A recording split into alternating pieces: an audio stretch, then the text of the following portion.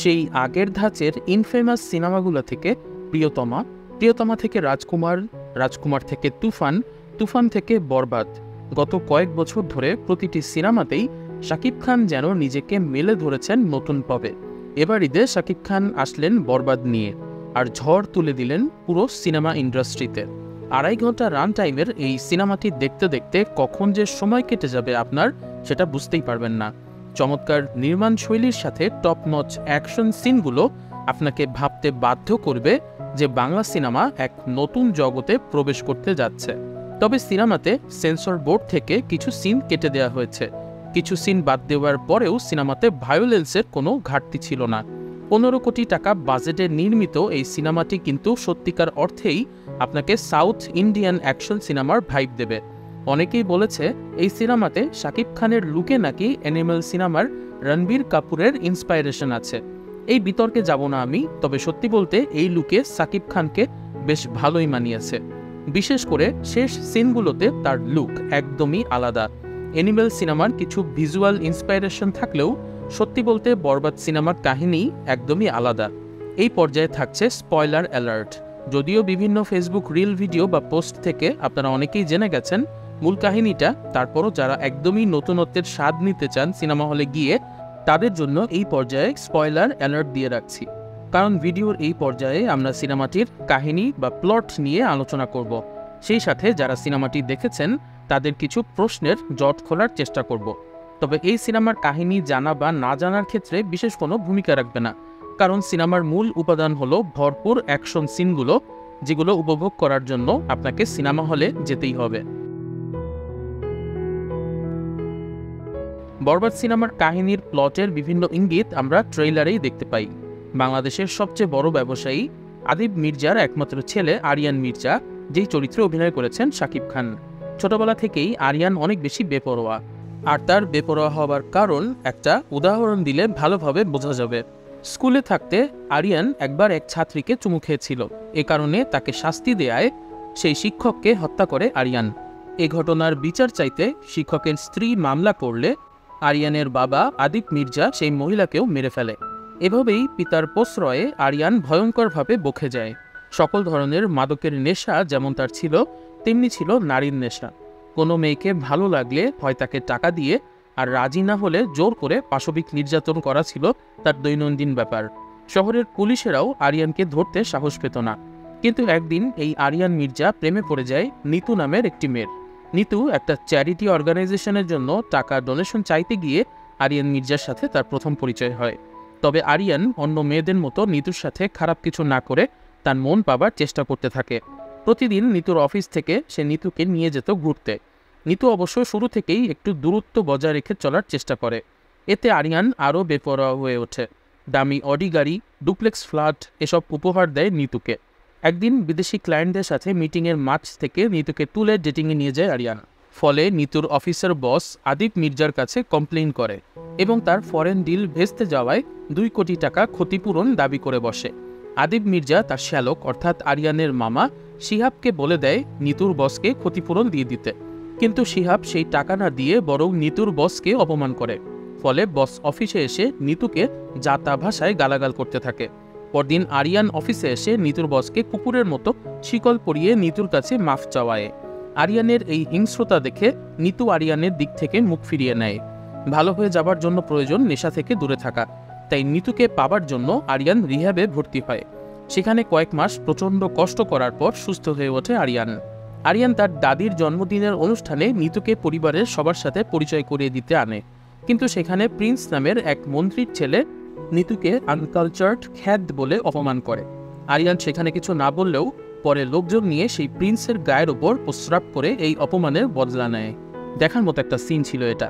Prince এই অপমানের প্রতিশোধ নেওয়ার জন্য পাগল হয়ে ওঠে এবং তাদের সাথে যোগ দেয় আরিয়ানের মামা শিহাব। শিহাবের টার্গেট ছিল আরিয়ানকে সরিয়ে দিয়ে তার দুলাভাইয়ের সম্পত্তি দখল করা। আরিয়ান শিহাবের পাঠানো গুন্ডাদের সাথে মারামারি করে বেঁচে গেলেও নিতুকে পেছন থেকেই গুলি করা হয়। হাসপাতালে নিতুর অপারেশন শেষে মৃত্যু ঝুঁকি কাটলে আরিয়ান সিসি ক্যামেরার ফুটেজ দেখে শুটারদের খুঁজে বের করে। তাদের কাছ থেকে যখন জানতে পারে তাদের বসকে, তখন তাদের সাথে নিজের মামা শিহাবকেও শেষ করে দেয় আরিয়ান। এ ঘটনার পর আদিব মির্জা নিতুর প্রতি তার ছেলের ভালোবাসা দেখে তাদের বিয়ের তারিখ ফিক্স করার জন্য নিতুকে বাড়িতে ডাকে। আর সেখানেই নিতু সবার সামনে আদিব মির্জাকে গালাগাল করে সবার সামনে সিগারেট ধরায়। এতদিন ধরে দেখে আসা ভদ্র নম্র নিতুকে এই রূপে দেখে সবাই হতবাক হয়ে যায়। নিতুর বাবা সবুজ মিয়া ছিলেন মধুপুর গ্রামের একজন সহজ সরল মানুষ। সেই গ্রামে কয়েক বছর আগে একটা রাজনৈতিক প্রোগ্রাম হয়েছিল, যেখানে ভাষণ দিতে এসেছিল তৎকালীন প্রধানমন্ত্রী।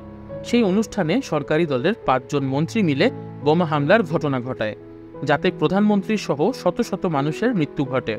এই ঘটনায় তখন ষড়যন্ত্রকারী মন্ত্রীরা নিজেরা বাঁচার জন্য পুলিশকে দিয়ে সেই নিরীহ সবুজ মিয়াকে ফাঁসিয়ে দেয়। এরপর নিজের বাবাকে বাঁচানোর জন্য নিতুর বড় বোন যায় আদিব মির্জার কাছে। আদিব মির্জা তখন মদ্যপ অবস্থায় ছিলেন। সবুজ মিয়াকে ছাড়িয়ে নেয়ার বিনিময়ে তিনি নিতুর বড় বোনের সাথে রাত কাটানোর প্রস্তাব দেয়। নিজের বাবাকে বাঁচানোর জন্য নিতুর বোন এই কুপ্রস্তাব মেনে নেয়, কিন্তু এই ঘটনার পর নিজের প্রতি ঘৃণা হতে থাকে তার। ফলে একদিন সে আত্মহত্যা করে নেয়। তবে মরার আগে নিতুকে একটা চিঠি লিখে আদিব মির্জার সব কুকীর্তি জানিয়ে দিয়ে যায় সে। আদিব মির্জা কিন্তু তার কথা রাখেনি। নিতুর বোনকে ভোগ করার পরও সে সবুজ মিয়াকে জেল থেকে বের করে না।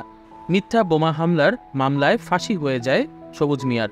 এই ঘটনার প্রতিশোধ নেওয়ার জন্য নিতু প্ল্যান করে আরিয়ানের সাথে প্রেম করে। সে জানতো আদিব মির্জার কাছে সমস্ত পৃথিবী হলো তার ছেলে আরিয়ান। আরিয়ানকে কষ্ট পেতে দেখে বাকি জীবন তরপাতে তরপাতে কাটবে আদিব মির্জার। আরিয়ান এরপরও নিতুকে পাওয়ার জন্য আদিব মির্জাকে নিতুর কাছে গিয়ে মাফ চাওয়ায়। সেই সাথে সরকারের সেই 5 জন মন্ত্রী যারা সেই বোমা হামলার পরিকল্পনা করেছিল তাদেরকে একটা রিসোর্টে দাওয়াত করে এনে ব্রাশ ফায়ার করে ঝাঁঝরা করে মেরে ফেলে। সারা দেশে এই ঘটনায় আলোড়ন তৈরি হয়। বরাবরের মতো আদিব মির্জা প্রধানমন্ত্রীর দুর্নীতি ফাঁস করে দেওয়ার ভয় দেখিয়ে এই 5 মন্ত্রী হত্যা মামলা থেকে নিজের ছেলেকে বের করে নিয়ে আসে। কিন্তু আরিয়ান যে কারণে এত মানুষকে হত্যা করলো সেটা ফুলফিল হয় না। নিতু আরিয়ান এবং তার বাবাকে অপমান করে বের করে দেয়। নিতুর অভিনয়ে এমনভাবে প্রেমের ফাঁদে জড়িয়ে যায় আরিয়ান যে সেখান থেকে আর ফিরে আসার উপায় নেই। নিতু চলে যাবার পর আবারও নেশার উন্মাতাল জগতে ডুবে যায় সে। এদিকে আরিয়ান যে 5 মন্ত্রীকে হত্যা করেছে তাদের একজন ছিল সেই প্রিন্সের বাবা নাভিদ খান। প্রিন্সের একজন খতরনাক বড় ভাই আছে যার নাম হলো ফারহান। ফারহানের বিরুদ্ধে বাংলাদেশে শত শত ধর্ষণ এবং হত্যা মামলা আছে। সব মামলা থেকেই নিজের মন্ত্রী বাবার সহায়তায় বেঁচে যেত সে।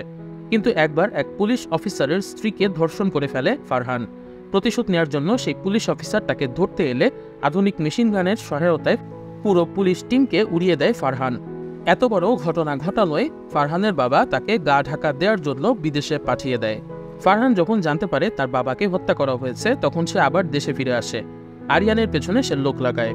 আরিয়ান এমনিতেই মাদকের নেশায় তখন খারাপ অবস্থায় ছিল, তার মধ্যে রাস্তায় তার গাড়িকে ট্রাক চাপা দিয়ে হত্যার চেষ্টা করে ফারহান। সেই দুর্ঘটনায় ভয়ঙ্করভাবে আহত হলে আরিয়ানকে মৃত ভেবে ফারহান চলে যায়। তবে হাসপাতালে নেওয়া হলে সৃষ্টিকর্তার করুণায় ডাক্তারদের প্রাণান্তর চেষ্টায় কোনো রকমে বেঁচে যায় আরিয়ান। আরিয়ানকে মারার পর ফারহান এবার নজর দেয় নিতুর উপর। তবে নিতুকে প্রথমে মারতে চাইলেও পরে নিতুকে দেখে প্রেমে পড়ে যায় সে। ফারহান সিদ্ধান্ত নেয় নিতুকে বিয়ে করবে। এদিকে 3 মাস চিকিৎসার পর বাসায় ফিরে আসে আরিয়ান। তবে সে আর আগের সেই আরিয়ান নেই। সারা শরীরে দুর্ঘটনার ক্ষতদাগ, একটা চোখ নষ্ট হয়ে গেছে তার, মাথায় সিভিয়ার ইনজুরির ফুটমার্ক। এই অবস্থায়ও সে যখন জানতে পারে সেদিন নিতু আর ফারহানের বিয়ে তখন তার মাথা বিগড়ে যায়। তার লক্ষ্য ছিল একটাই, নিতুকে যখন সে পায়নি নিতু অন্য কারো হতেও পারবে না কখনো। দলবল নিয়ে হেলিকপ্টারে করে গোসল করার বাথরোব পরেই সে রওনা দেয় নিতুর বিয়ের অনুষ্ঠানের উদ্দেশ্যে। এখানেই জমজমাট হয়ে পড়ে সিনেমা। সারা হল জুড়ে শুরু হয়ে যায় হই হই রব, আর ব্যাকগ্রাউন্ডে বেজে ওঠে প্রতি নিঃশ্বাসে গানটা। এই পারফেক্ট গানের প্লেসমেন্ট শরীরে গুজবাম্প সৃষ্টি করে দেয় একদম। বিশেষ করে এই লাইনগুলো, পুরো দুনিয়া জ্বালিয়ে দেব করব ছাড়খাড় তোমায় না পেলে। তো এই গানের মধ্য দিয়ে চলতে থাকে অ্যাকশন সিনগুলো। এক এক করে শত্রুকে শেষ করতে থাকে আরিয়ান, আর মাঝে মাঝে ক্লান্ত হয়ে গেলে বলে এই জিল্লু মালদে। এই জিল্লু হলো আরিয়ানের সহকারী আর কি। এক পর্যায়ে সব শত্রুদের মেরে তাদের গায়ে আগুন দিয়ে সিগারেট ধরিয়ে নেয় আরিয়ান, মানে পুরোপুরি স্যাভেজ আর কি। শেষ পর্যন্ত নিজের ভালোবাসা নিতুকেও কিন্তু সে ছাড় দেয় না।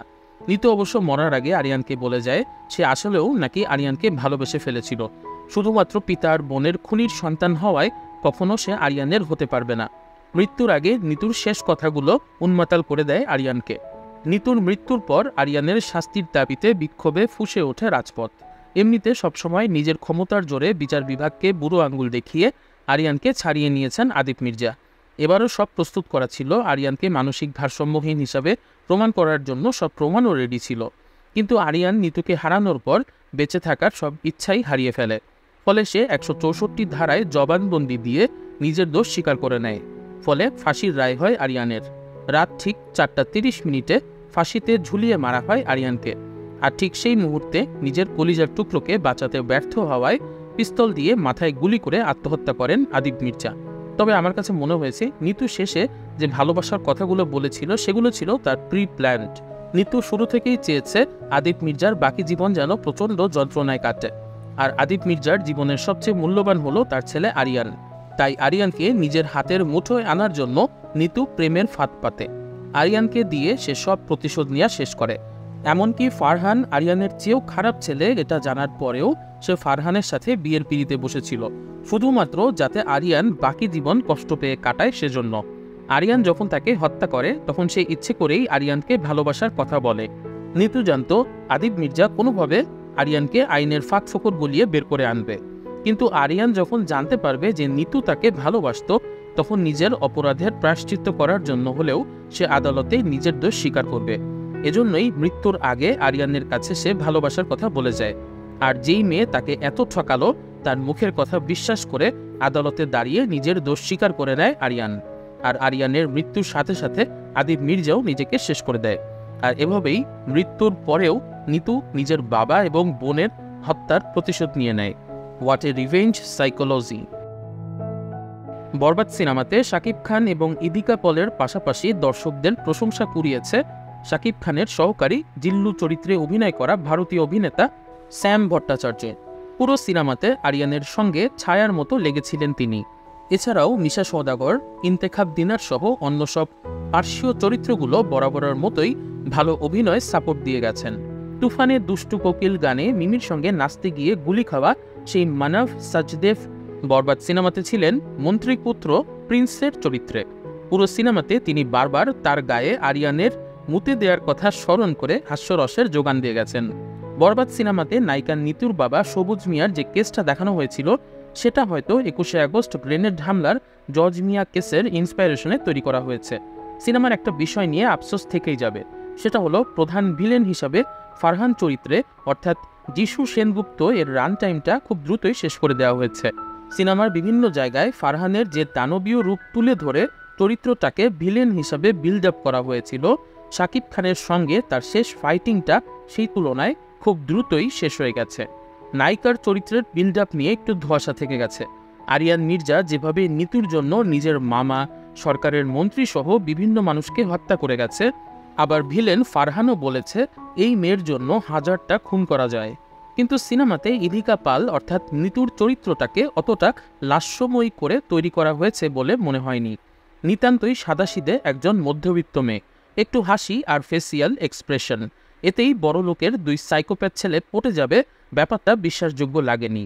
নায়িকা হিসেবে নিতুকে আরও লাস্যময়ী হিসাবে প্রেজেন্ট করলে কাহিনীর সাথে খুব ভালোভাবে যেত। শেষ কথা, আপনারা উপমহাদেশের একটা ভালো কমার্শিয়াল সিনেমা থেকে যা চান তার সব কিছুই পাবেন এই বরবাদ সিনেমাতে। কাহিনী, মেকিং, গান এবং গ্রাউন্ড ব্রেকিং অ্যাকশন সব কিছুই ভালো ছিল। স্কোরিং বা ব্যাকগ্রাউন্ড মিউজিকের ক্ষেত্রেও মানা হয়েছে বিশেষ স্ট্যান্ডার্ড। নায়ক এবং ভিলেনের আলাদা অ্যাকশন সিনগুলোতে ব্যবহার করা হয়েছে আলাদা বিজিএম, যা বরবাদ সিনেমাতে এক নতুন মাত্রা এনে দিয়েছে। আমার একটা চাওয়া থাকবে, ভবিষ্যতে যখন সিনেমাটি ওটিটি রিলিজ করা হবে তখন যেন আনকাট এবং আনসেন্সর্ড ভার্সনটি রিলিজ করা হয়, তাহলে সিনেমাটির প্রকৃত মজা পাওয়া যাবে। আমাদের সিনেমা ইন্ডাস্ট্রি বলতে কিন্তু শুধু সিনেপ্লেক্স অর্থাৎ মাল্টিপ্লেক্সগুলো বোঝায় না। দেশের আনাচে কানাচে ছড়িয়ে আছে অসংখ্য সিঙ্গেল স্ক্রিন সিনেমা হল। সেই হলগুলো বাঁচিয়ে রাখার জন্য হলেও প্রতি বছর এরকম একটা মারমার কাট অ্যাকশন সিনেমা মুক্তি পেতে দেওয়া উচিত। সারা দেশে বরবাদ সিনেমাটা প্রায় 120টা সিনেমা হলে দাপটের সাথে চলছে, আর এখানেই বরবাদের সফলতা। এরই সাথে আমাদের বরবাদের রিভিউ ভিডিও এখানেই শেষ করছি। যাদের কাছে বরবাদ সিনেমাটির প্লট ভালো লেগেছে তারা অবশ্যই সিনেমা হলে গিয়ে বরবাদ মুভিটি দেখবেন, কারণ এরকম অ্যাকশন সিনেমা বারবার আসে না। ভিডিওটি ভালো লাগলে লাইক করুন, কমেন্ট করে উৎসাহিত করুন এবং এরকম আরও ভিডিও দেখতে চাইলে আমাদের চ্যানেলটি সাবস্ক্রাইব করে দিন। সবাই অনেক ভালো থাকবেন, সুস্থ থাকবেন এই কামনায় বিদায়।